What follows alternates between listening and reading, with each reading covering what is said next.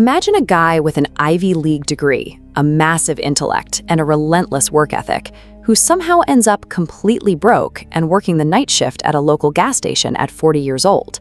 Why do incredibly smart, highly educated people routinely make the exact same mistakes that leave them completely zeroed out? Charlie Munger was the ultimate counterexample.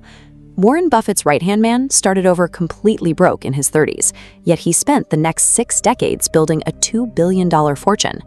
Munger relied on a mental model called inversion. He carefully mapped out the specific behaviors that guarantee a life of absolute misery, then avoided those paths with absolute discipline.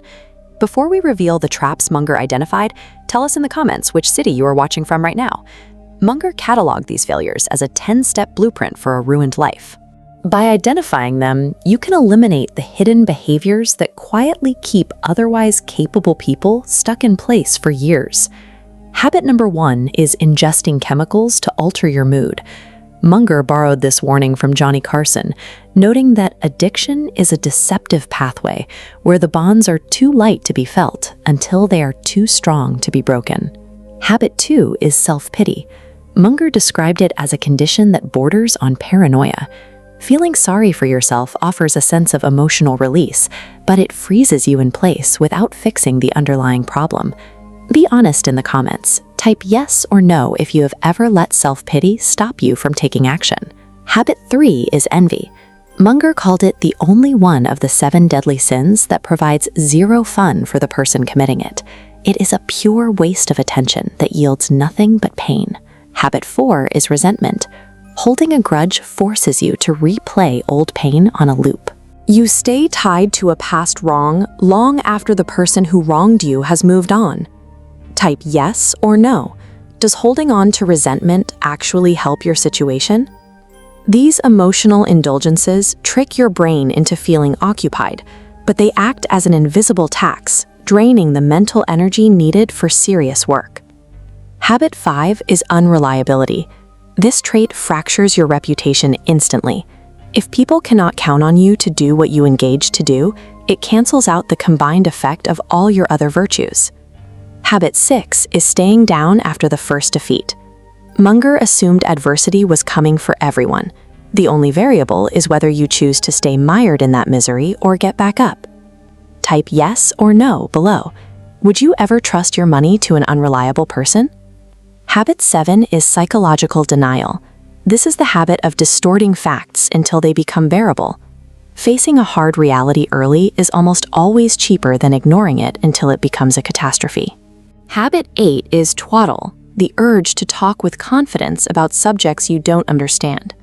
Munger believed the most important thing was knowing exactly where your competence ends and your ignorance begins. Faking competence doesn't change the underlying facts. It just ensures that when reality finally forces its way back in, you are completely unprepared for the impact. Habit 9 is extreme ideology. Locking your brain into a rigid belief system distorts your cognition. Great thinkers like Einstein were successful because they constantly revised their own theories when new evidence appeared. Habit 10 is working with people you don't respect. Tying your career to dishonest people for a quick payday is a bad trade. The bill eventually comes due, usually in the form of a ruined reputation.